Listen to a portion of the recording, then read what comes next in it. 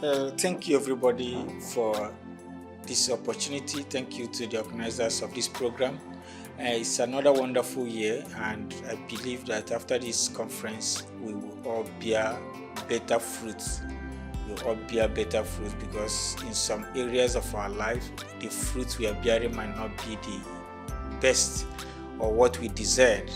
I pray that at the end of this conference, God will help us to bear better fruits for Him. Once again, I send my apologies. I know it will now become a culture, but forgive me. I couldn't make it, but let me not say further, but I appreciate the opportunity given to me to deliver a seminar. Very quickly, because of time, this is not live, so I need to be conscious of time. Because of time, we want to look into purposeful relationship. Purposeful relationship. Number one, relationship is an investment. I don't want you to start thinking the type of relationship I'm talking of now. Before you think of relationship between a man and a woman or not, I want us to understand that relationship is an investment, and it's an investment that will cost you something. It's an investment, meaning you must invest for you to earn. Relationship that you never invested and you wish to earn may not all go well. You might end up a slave in that relationship. If you're in a relationship, whether business relationship, marital relationship, and it is only one partner that is investing, you might end up being a slave in that relationship and you might die a slave. Sometimes when you are oppressed, when you are a slave, you see yourself as if they are oppressing you in this relationship because you are always at the receiving side.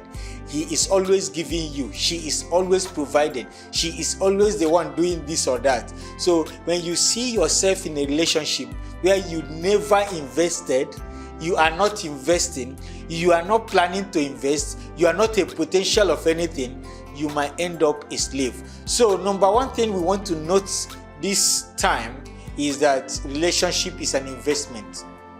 Yes, you invest in a relationship, whether mentor and mentee relationship, student-lecturer relationship, student-teacher relationship, it is an investment. You must invest.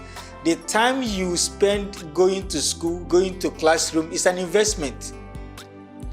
The school fees you pay is an investment. So in anything called relationship, let's have this as my introduction, that relationship is an investment. And what do you invest? Number one, you invest your emotion. When you talk about relationship in terms of man, woman, girl, boy, most times you invest your emotions. Your emotion must be involved because you are talking to the emotional being. You listening to me, you hearing me, you watching me now, you have invested something when you invest your emotion. And what is emotion? Emotion is talking about your ability to feel good or feel bad, to cry or to laugh. It is part of human nature to attract his emotion, to invest his emotion in a relationship. Number two, we invest our time. Like I said earlier on, your time, the time you use to answer his calls. He's always calling. Have you eaten? Have you not eaten? All those questions, it is time.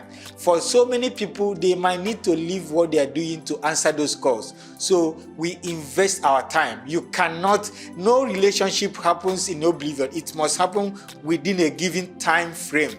You are either calling, or you are answering, or you are visiting, or you are checking up, or you are studying the person. So it is time. Number three thing we invest in a relationship is money, cash, finance, currency, any of it, any which one you mention. So people invest their money. Some people go ahead to train the lady they want to marry in school. The girl they want to marry, they send her to school first. They invest their money. Or they, have you eaten? How are you doing? I'm not feeling fine, and I'm not feeling fine might end up in sending you money. Okay? It's not only men that send women money anyway. So I'm not feeling fine, I need some cash, urgent 2K, urgent 5K. You might be the one to send money to the man. So we invest money. So in relationship, we invest either emotion, our time, or we invest cash, money, my pathway with you if you are in a relationship. Now, we want to look at some issues that has to do with relationship. We want to strengthen some gray areas about relationship, because when we talk of relationship, people think of dating. Yes. Number one, what is dating? Because of this is online, I need to make it faster. Number one, the word dating is from a root word, date. D-A-T-E. D-A-T-E. Date. What is dating? Date stems from date. Date is time. It's about an agreement to meet. It's about an agreement to have a meeting. Can I have a date with you? Can we meet? Can we discuss? So dating, the root word of dating is not about people to go and have sex. Because when a young boy is talking to a young girl, whether he mentions sex or not, immediately she hears dating. All in her brain is that this man wants to sleep with me. This boy wants to sleep with me. So when we talk of dating, it's an appointment. It's a fixture. It's an appointment to see. It's an appointment to, on a lighter mood, to talk. It's an appointment to know each other. It's not an appointment to have sex. So the word dating is about an appointment. It's a business fixture. It's an appointment for discussion. It's an appointment to see each other, and never about sex. So we needed to clear this gray area so that when we begin to talk about relationship, dating, and sex, we now begin to straighten what we need to do, what we want, what we don't want, what it should be all about, and what it is not all about. So the second thing I have said now is about dating. Now, how and when do you date? This is the question most young people will ask. How do I date, and when do you date? Now, don't forget the background on which we are discussing. We are discussing on the background that I believe you must have heard the word of God, and I believe you believe in God, and I believe you know God, and I believe you have gotten stuck to God, not that you are trying to. So based on that, when we talk of dating, when we talk of when and how, we are talking of at what time should I begin to see people and talk to them? At what time should I begin to negotiate relationship? At what time in my life should I begin to think of it? Now, I am not going to eliminate people in primary and secondary school from what I'm saying, because most of the calamities we experience in terms of relationship is not exclusive to people in the university or people of 30s and all that. Teenagers these days, you might be shocked they know more than what you think. So whether you're a teenager or full-grown adult, or in the universities, or you are out of the universities or college of education, we are talking of at what point should you think of dating people or relating with people for the purpose of marriage. Remember when I did my introduction, I said that relationship is part of life. Relationship is part of life. Whether you are relating for marriage, or you are relating for business, or you are relating for education, you are relating. So for me, any moment you are a teen, you grow into adulthood, whether consciously or unconsciously, you are relating with people. Now, at the point you grow into full adult, we believe that you are accountable for your life, and anything you do with your life, you are responsible for whatever you do with your life. So at that moment in your life, either as a girl or as a boy, I believe that whatever you do, any appointment you give to somebody for a business, for a relationship, you are responsible. You are responsible. And if you are dating, if your appointment you are giving to the opposite sex is not for something purposeful, remember our topic, purposeful relationship. If it is not for something purposeful, if it is not for something futuristic, it is not for something that will lead to something definite, then you should not, at that moment, you should not. It's just like you know that you have a mental problem. At that moment, you have a mental problem. You should not go into a relationship. It's just like somebody in school, not you anyway, and the person develops a mental problem. They take the person to psychiatry. At that moment, the person should not be asking a girl out. Should not be talking to sister. Sister, I want to see you. Sister, the Holy Spirit said or didn't say. Sister, no. So if you know at the moment you are yet to find yourself, you are yet to discover yourself, you are yet to find out your purpose in life, what you want to be or not to be. Even if you are as old as Methuselah, dating is not for you. Relationship is not for you. I need to be fast because of time. I'm conscious of being online. But any moment you are not conscious of yourself, at the age you are not conscious of what you want in life, you are not meant to start talking to opposite sex for the purpose of marriage or whatever. No, you are not meant to start giving appointment to people. You cannot give appointment to a lady or expect a man to give appointment to you when you have not calculated yourself. You don't even know what you want to do with your life. No. So as a sister, if they give you appointment, can we see, can we talk? And the talk is going towards a serious relationship.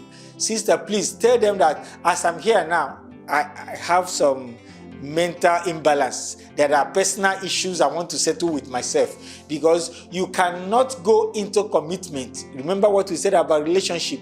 Relationship is investment, is commitment. You invest your time, your money, and your emotions. So if you are not ready, if you are not sure of yourself, your purpose in life, the relationship, dating, for whatever purpose, is not for you. Now, number 3 thing I want to discuss is that man can never live in isolation.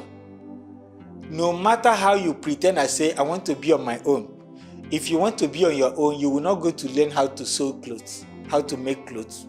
If you want to be on your own, you should sit down in your house and teach yourself how to make clothes. If you want to be on your own, you will not go to school.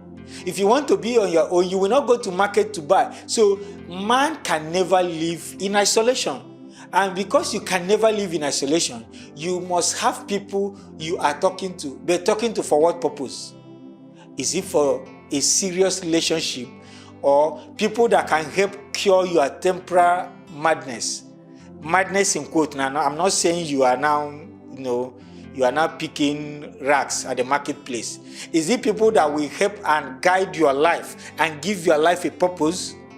So at that moment you need someone, but for what purpose? So we recognize that as human beings we cannot live in isolation. You cannot, even if you say in my life I will not marry, there are people you relate with.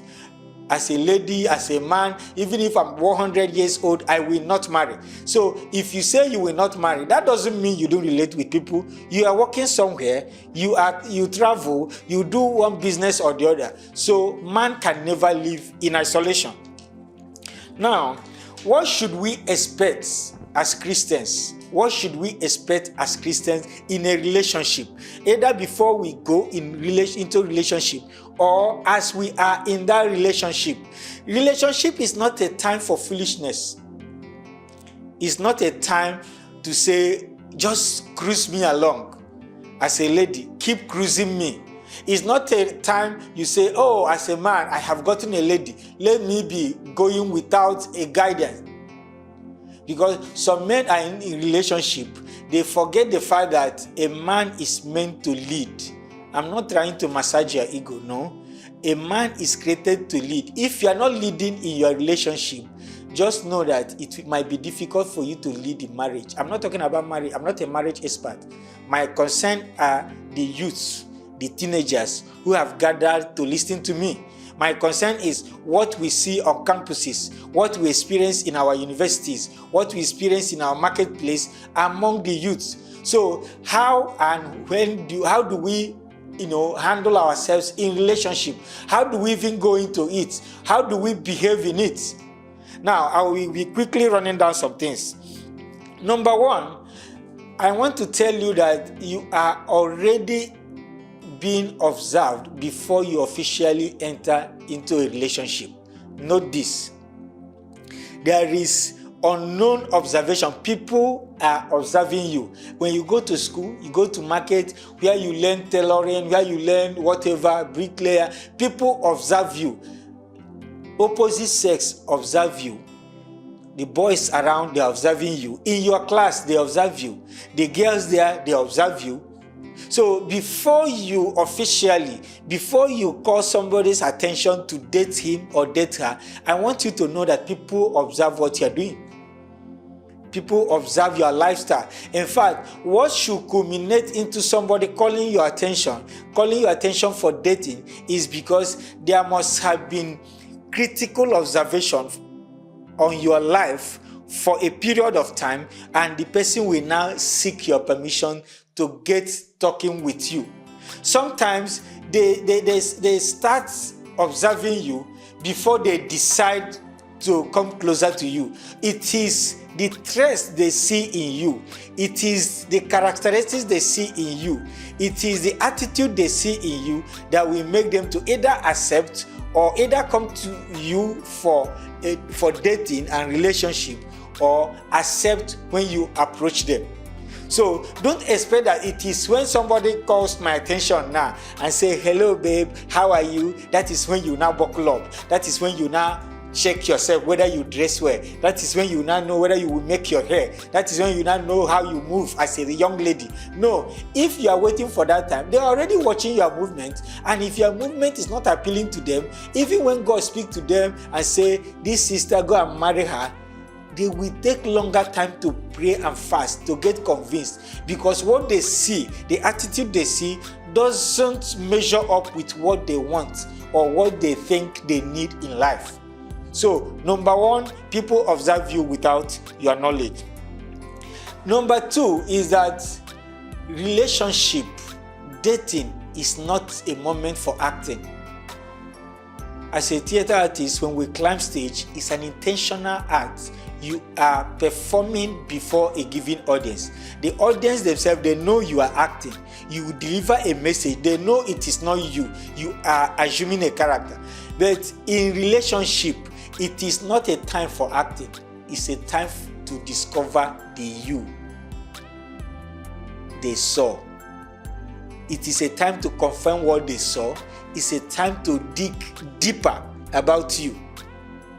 You know, traditionally, when people want to marry, they will send somebody to the man's village, to the girl's village, to discover more. Now, what your family is doing is simply trying to discover for themselves. But for you, if you are talking with someone, it is not acting. It is not the time for you to act. It is the time for you to discover the opposite sex, to discover the attitude of the person who has been talking to you and you have been talking to him. So it is not acting. Most times people immediately, you just call the attention of a lady or a man and they discover that now they are talking, you discover that she will start, buckling up. She will start pretense. That's the right word.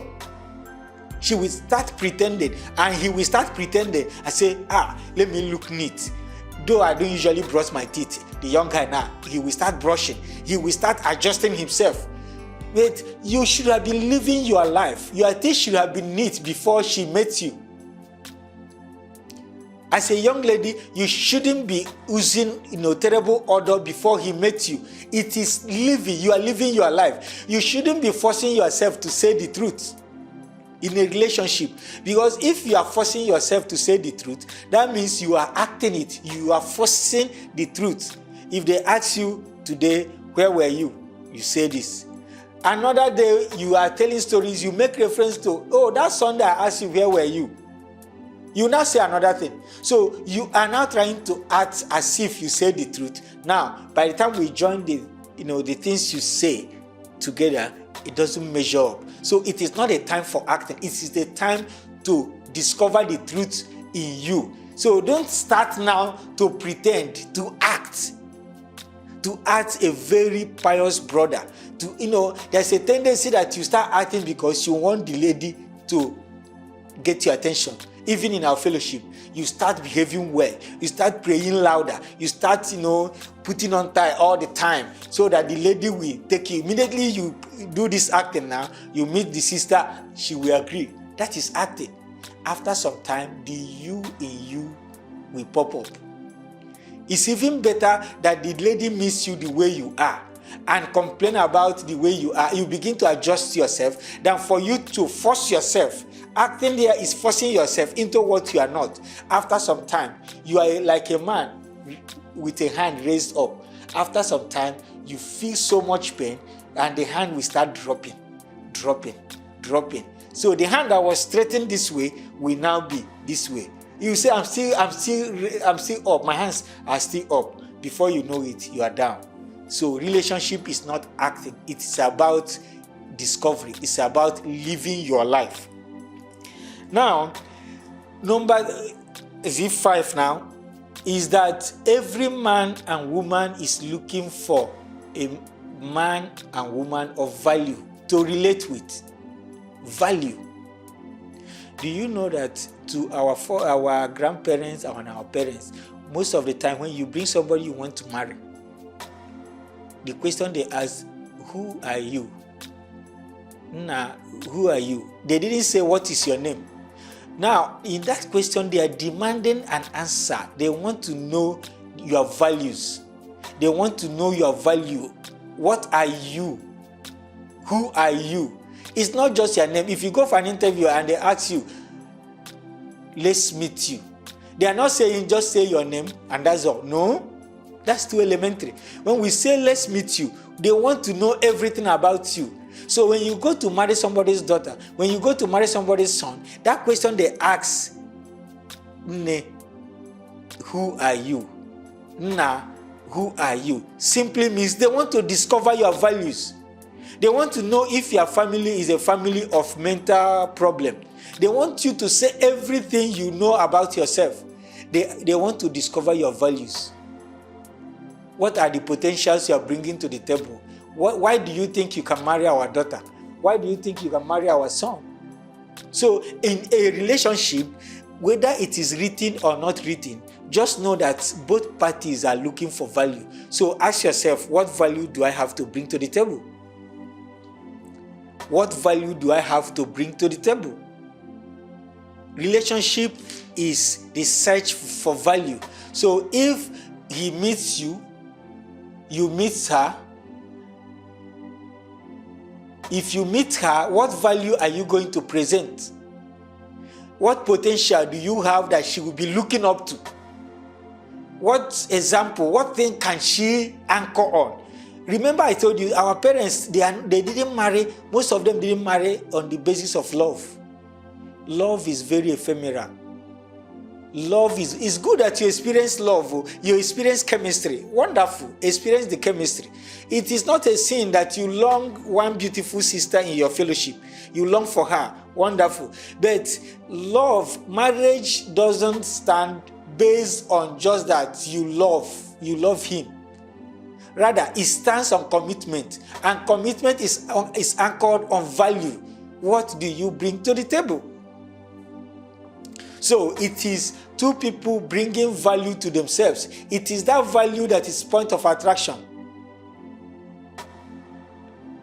My sister will always tell me that a woman doesn't follow a man that doesn't have anything extra, doesn't have anything she will bow for, doesn't have anything she needs. You cannot lead a woman who, let me put it this way. You might find it difficult to lead a woman whose value is higher than yours. You might find it difficult. So even if she is financially more buoyant than you are, you need to have the mental value to lead her. Sorry, I might be talking to young men now. You need to have the mental value. That's why in your class, if you see those young men, those students with brilliant brain, they are smart, they are very brilliant, girls flock around them. Girls tend to gravitate. Before you know it, every girl wants their attention, because what they are looking for at that moment is not the love that they are presenting. They are looking for that value. What is that value? The brain. He can do assignment. So at least I can make him my assignment boyfriend. I don't know, those in the university know what I'm talking of. Yes, assignment boyfriend. That's how they now have assignment boyfriend. What is attracting them is your ability to do assignment for them. It is not because they love you. If we remove your ability to read, write, articulate, comprehend, and write assignment for them, will they flock around you? But fortunately and unfortunately, that is the law of life. Something must attract something. So when you come together, what value are you bringing? You might not be in everything. You might not be so intelligent. You might not be that rich. You might not be that beautiful. But just know there is something you can offer. There is something you can offer. Another thing, maybe number 6 now, we need to know is that not everybody, for both man and woman, for both boy and girl, not everybody coming to you might want to sleep with you. I'm not talking to you as if, I don't want to just talk to you as if I know all of you are in church. Now you are in conference. Later you will go out there. You don't paste the name of your church on your head when you walk on the street. Whether you are beautiful or ugly, the Igbo smoking boys will do you see, because you are a woman. Yes, they must call your attention. They must try to woo you. That is basic. They must try to woo you. Now, I want to change the mentality of many of our sisters. They believe that every man coming to them, they are coming to sleep with them. And if they are already interested in a man, they feel that this man coming to talk to me now, this thing, because I like him, because I love him, it must end the marriage. So before the man says, in your heart, you have already sealed the marriage. No. Not every man coming to you is coming to sleep with you. Like I said, dating is an appointment. If we appoint today and you are not what I expected, then the next day, no appointment ends. So not every man, not every woman you gave appointment, you spoke with, you started relating with, you will end up marrying. Because when you now have that heart, if your heart is fixated on this is the woman, this is the woman, even when your mentor says no, this is the woman, oh God, it is this lady or I die, it is this girl in my class or I die, I will follow her. Unless God is speaking to you expressly. In fact, I have a senior friend who told me the girl she wanted to marry, God told him to go and marry the girl. He kept talking to the girl for 2 years. The girl will accept today, tomorrow she will say no. Until God now spoke again. Saddle the ass, but don't ride. I'm quoting him. He said, don't ride. Immediately he heard that, he pulled out. And God brought another person to his way. He got married. And the lady was coming, that thing you told me, say, sorry, as you are talking to me now, I have fixed to go and see my in-laws. Anytime I talk to you, you say yes. If I want to go and see your parents, you say, let me think about it. Until God change his mind. So don't always say, because, I have butterfly, this man, you are not the only person that has seen him. You are not the only person that has seen her. So if you approach and there are deficiencies you cannot handle, the best thing is not to start rushing into marriage. My interest here is not marriage. It is what we do in relationship. So please, because you are a lady, you are beautiful, don't think everybody wants to sleep with you. I have discovered by experience that even our own sisters in churches, in ministries, in fellowship, when you say you are in a relationship with them and you don't ask for sex, because of what your pastor told you, you already want to keep the relationship pure. They begin to suspect you. They say, this bro, because there is another sister who is their friend, who is dating another bro, and they're already having sex. And you are not having sex with her. And she will begin to suspect you and say, this bro, are you sure he is all right? That's the generation we live in. For those of you on campus, you know, those of you in high institution, you know what I'm saying. Even your own sister in fellowship, they are now beginning to wonder, why are you not demanding sex? They begin to suspect there is something medically and biologically wrong with you because you are not demanding sex. Sister, not everybody that will come around you will demand sex. Please. And not everybody that will come around you, you trust them and say, oh, this is a harmless bro. That is how some people who came as harmless bro, at the end of it, they are now aborting pregnancies and they have gone into complications, even in the fellowship. So don't get so paranoid. Don't get so attitudinal. Don't get so negative with bro coming around you. Not all of them will marry you. Not all of them will sleep with you. Anybody that wants to sleep with you, you already know what to say. That is if you believe in keeping the bed pure. Because even as we are now seated in this conference, some people are already thinking, even though they are in junior secondary school, they know. Let's make it faster. The best the best currency in a relationship is character. I have talked about value. When we talk of all the values you can bring money, yes. You can bring your intellect, yes. But the best currency you can bring in a relationship is character. Let me tell you a true life story. When I was searching for a wife, the fact I can mention the name of a very good friend and colleague of mine in Enugu State. Now, we were discussing about some sisters. Both of us, we know the sister. But as we were discussing, both of us agreed that this sister is good, character-wise. It's not as if God spoke to any of us to marry her. But we were discussing sister. When we got to that sister, we said, this girl, she has good character, relatable character you can live with. At that moment, we are not saying whether God told any of us to marry her. But the sister was on her own somewhere and didn't know that these two bro were gossiping her. And that is how people talk about you, whether you like it or not.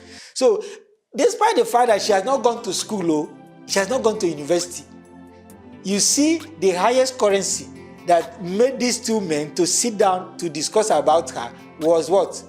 Character. And today, they have 3 children.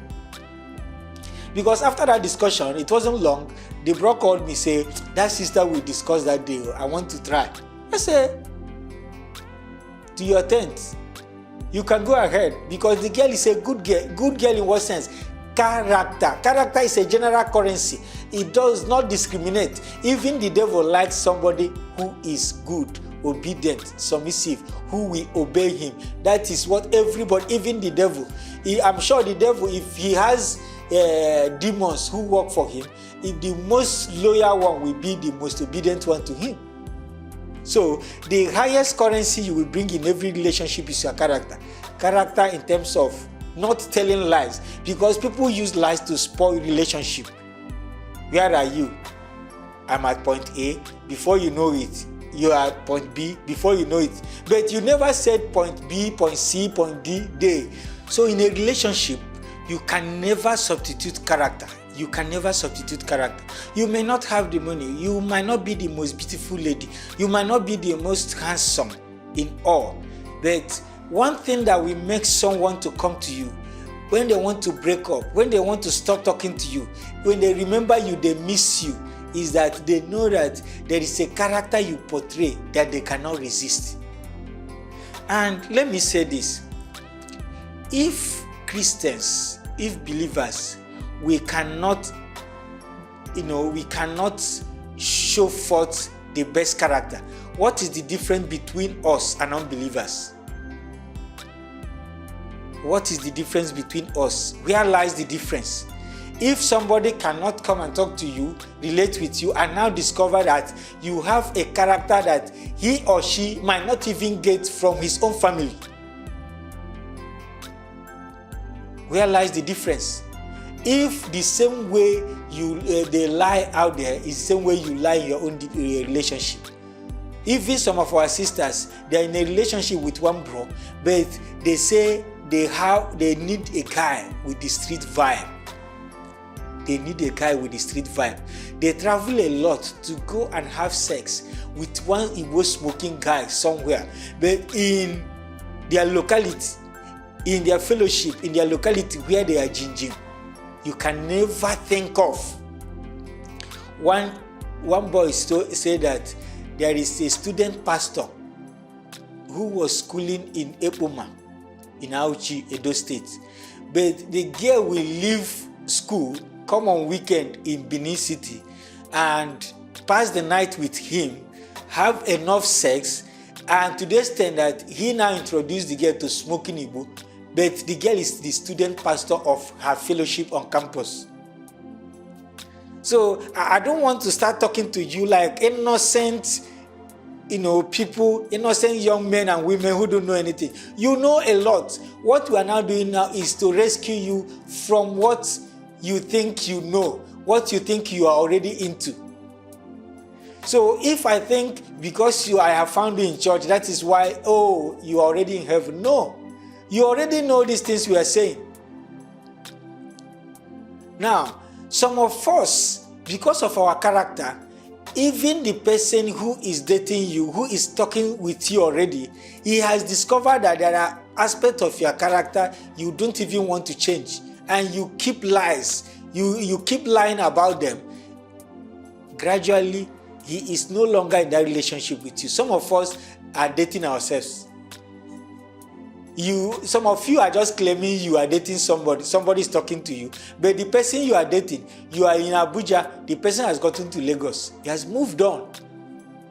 Some people are dating themselves because they kept those people say, "I have a jinjin bro. Very soon we will marry," and you don't know that the bro has discovered what you are doing because he doesn't want trouble, and the bro has moved on. You are the one dating yourself. Likewise, some sisters, the sister has discovered what you are, that you can lie for Africa. She has moved on. You are the one dating yourself. You are the one dating yourself. So character is that currency you can never dispute. You can never dispute. Now, for young men, your ability to lead a woman should not be postponed till you start marriage, when you start a home. You shouldn't keep it till you start a home. Let me tell, like I said, my late sister taught me that a woman doesn't follow a man that doesn't have anything extra from what she knows. She doesn't follow a woman. So your ability to lead, your ability to bring suggestions, bring advice. Now, you might not have the money, but when you bring suggestions, when you advise her, can she find it useful? Or when you advise her, she will just discover that your own head is even emptier than her own. That's why she will find another person to cleave to. She will even find somebody you think you are better on, but she will find that person, so close. That will take me to the issue of bestie. Bestie, you know what people call bestie?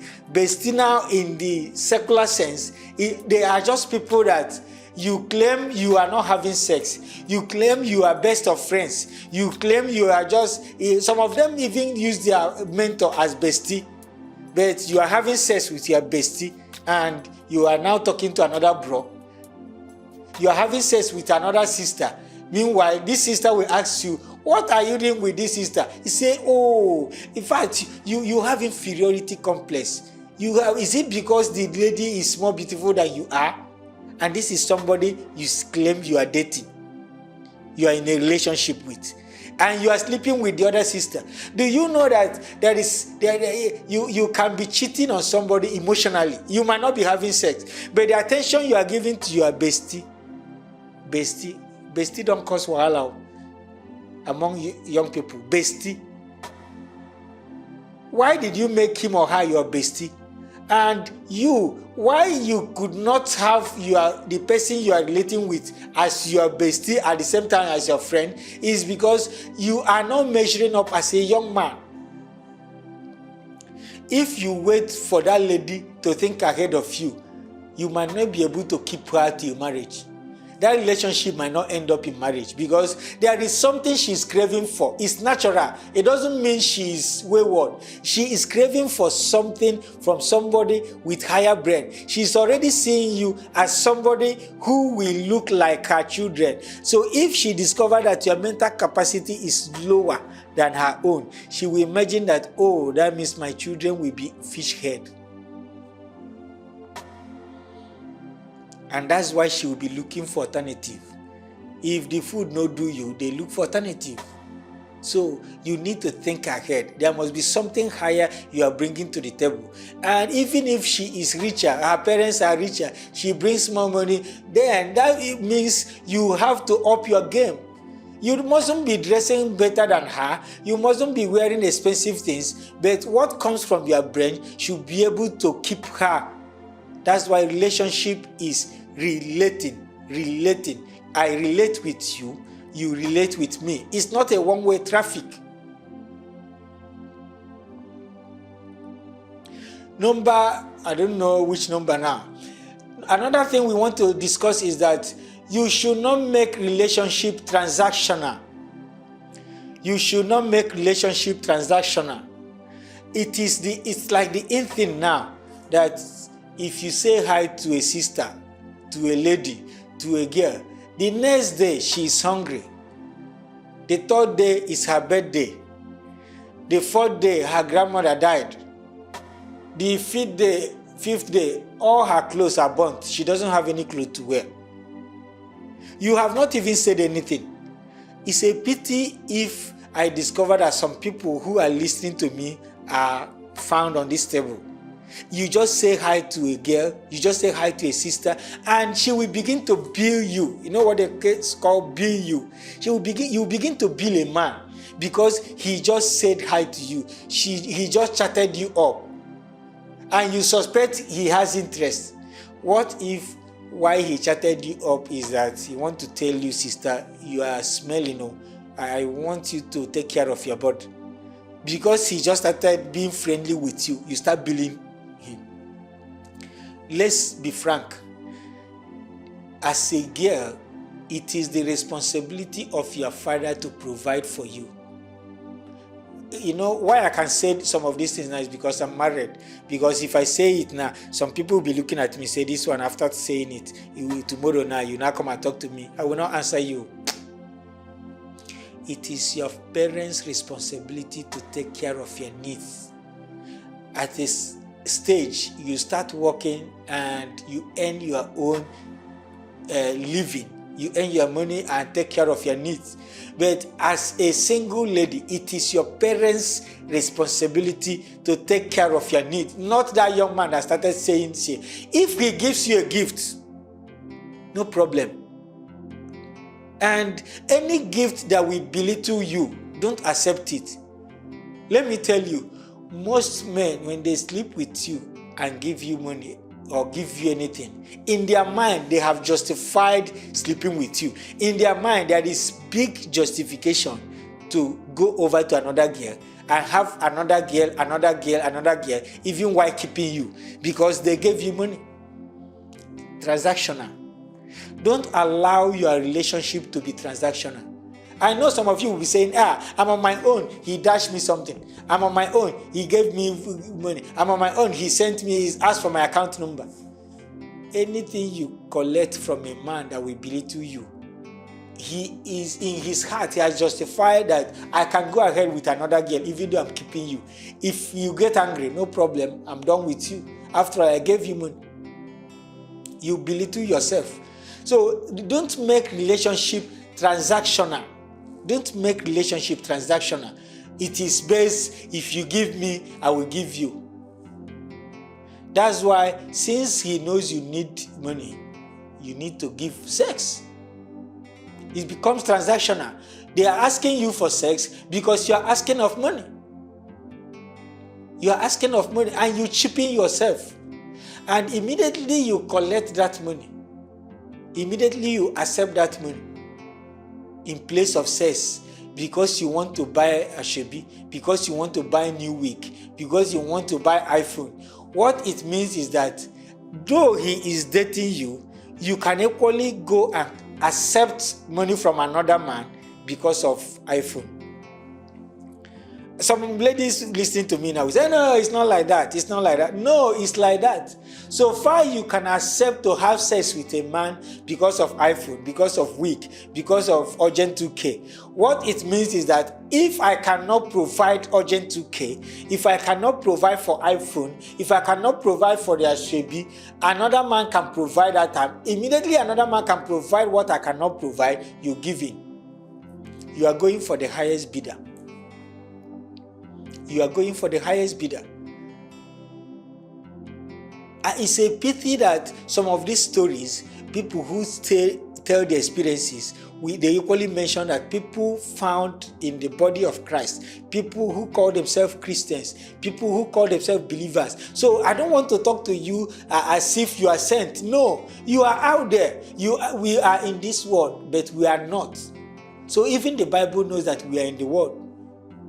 And another thing we want to go in related to that is pressure. Some of you were not like that, but your friend, your roommate, your sister in the Lord, somebody close to you, he goes out, she goes out, she will bring some of these things and share with you. You know the source.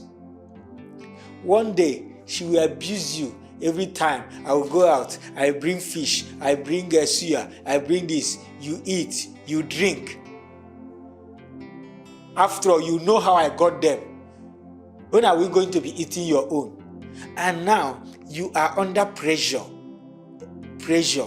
You are under the influence of what they bring. The influence of saying, can I reciprocate by going out with unknown men? You see, not every money a man gives a lady is normal. If you start collecting, that is how some ladies, sold their destiny. They collect their destiny. It's not, you have heard about Yahoo Plus and all that. They sold their destiny because they are going to do hookup. They are into hookup. They go out, they come back. Now, they don't even know, even them, they don't know that they have sold their destiny until the manifestation time. Peer pressure, no matter your age in life. Do you know, as old as 40, 50, people are still under peer pressure because there is this rat race about life.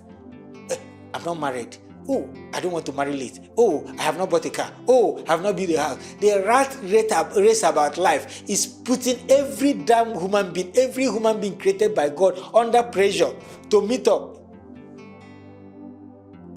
Resist it. Recently, I told my wife, and I have said it time without number, the greatest enemy of young people is freedom. The greatest enemy.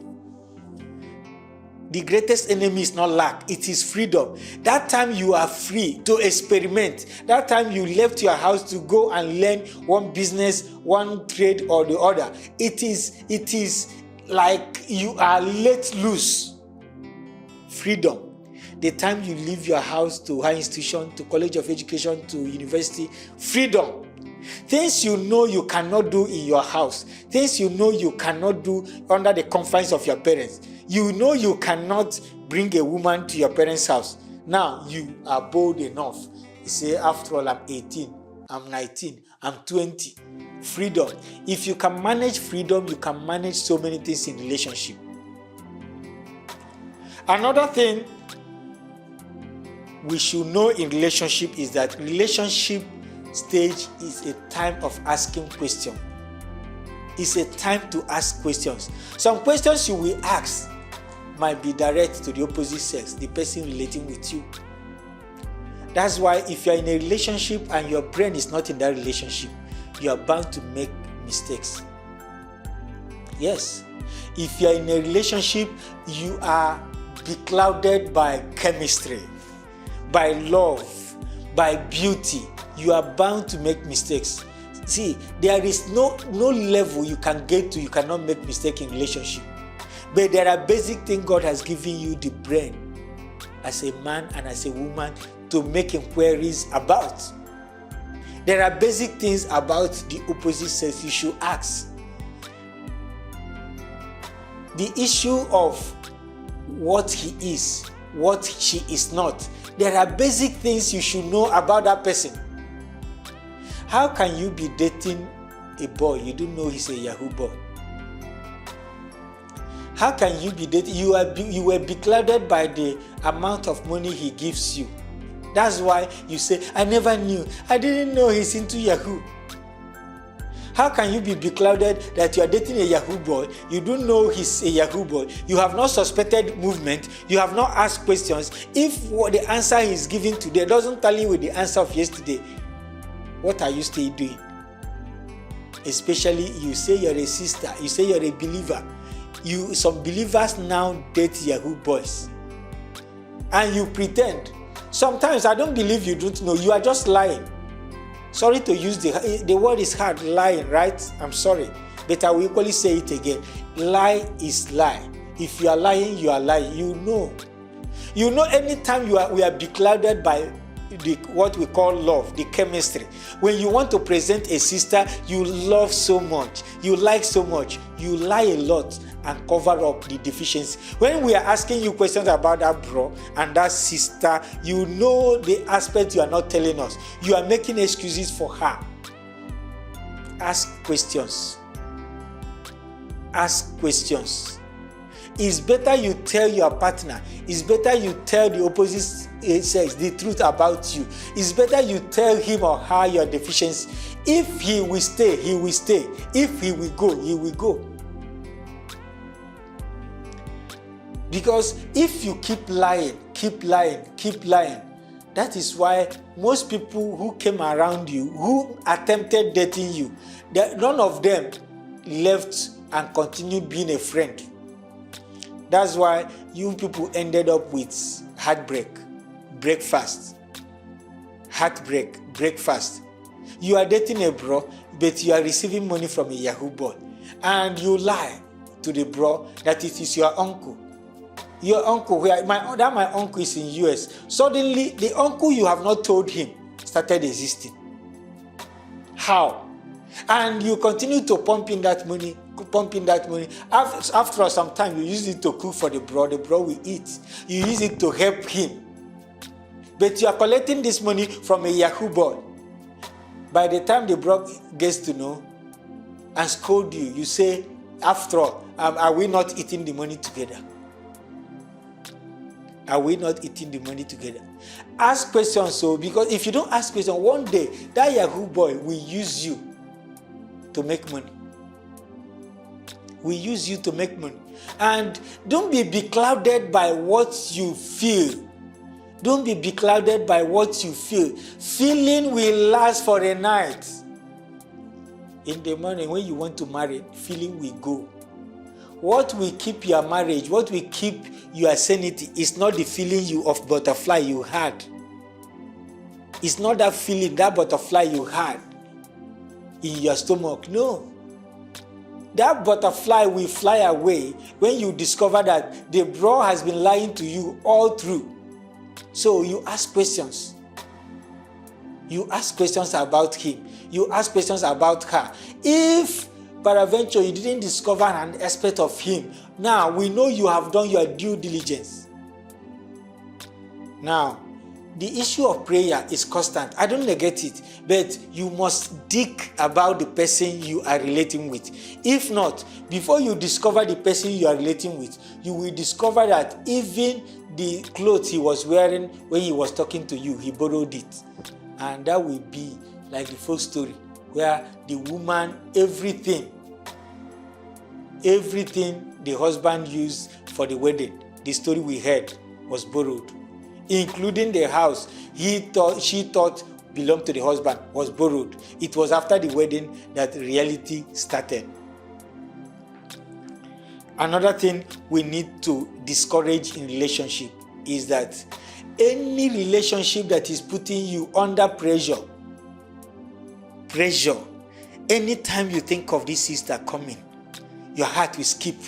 Why is your heart skipping? You know the kind of food you want to give her, you don't have the money. You know the truth. Anytime this bro want to visit you, you jump up. You want to wear the best. You want to do a new hair just for visit, just to know where you are staying. You are under pressure. Your heart will skip. That is the way you know you are in a wrong relationship. If you are relating with a person, the person should be able to tell you, say, oh, this small body odor, maybe you, because you didn't hide it. But if anytime he's coming, anytime she's coming, you have one perfume, you can't afford the perfume, but you might need to even steal to cover up. You are in a wrong relationship. You better run. Anytime you feel pressured in a relationship, if you don't give her a certain amount of money, don't talk to me again. You are under pressure. You are heading to the south. And the south you are heading to, very soon, your vehicle will lose brake.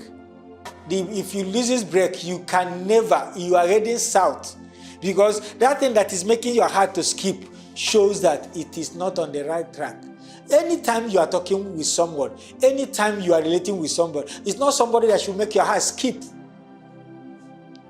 It's not somebody that should make your heart skip. You are true to life. You are true to power. You are true to yourself. You tell yourself, this is what I am. You tell her, this is what I have. This is my family. This is the level of our riches. We are not super rich. I am from a humble background.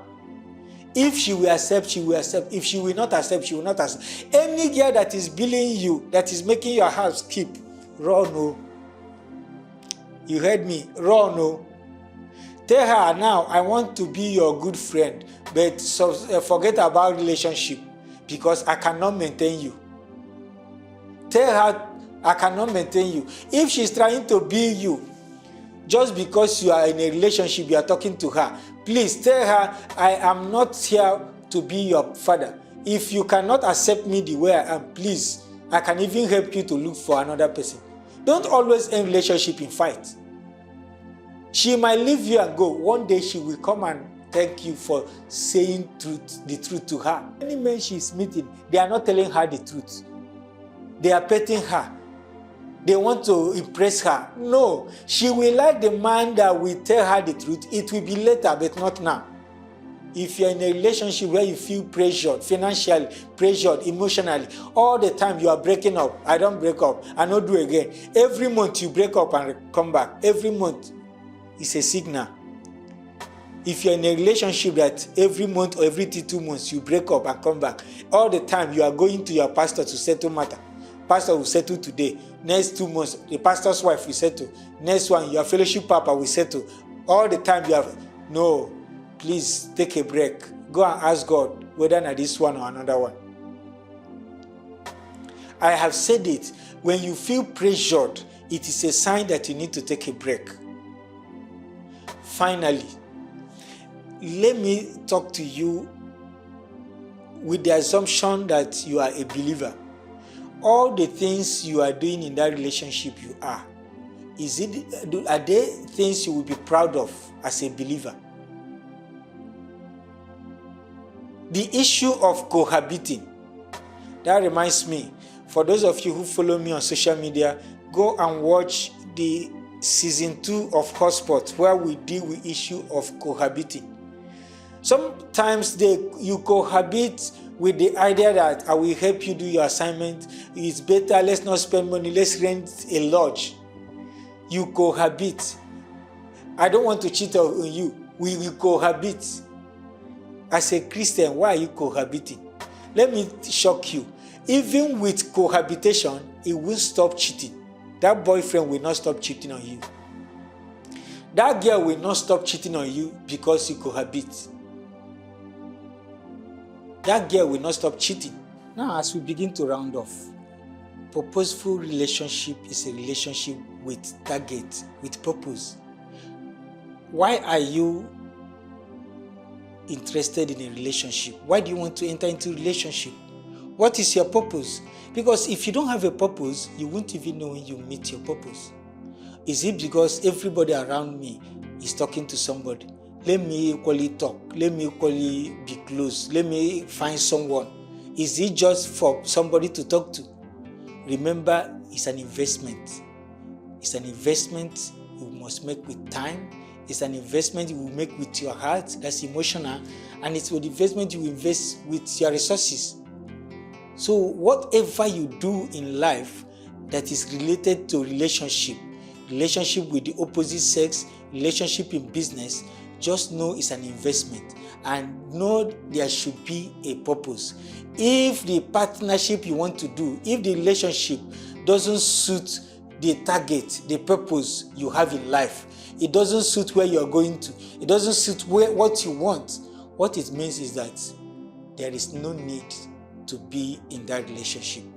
I believe with these few things we have discussed today, we'll begin to strengthen our targets and grow a new generation apart from what we experience in the streets and on campus today, so that we find different people who will understand how relationships should be and the level of emotion, the level where emotion will stop working at a point in a relationship, and know that value will start speaking and be the currency that will sustain that relationship.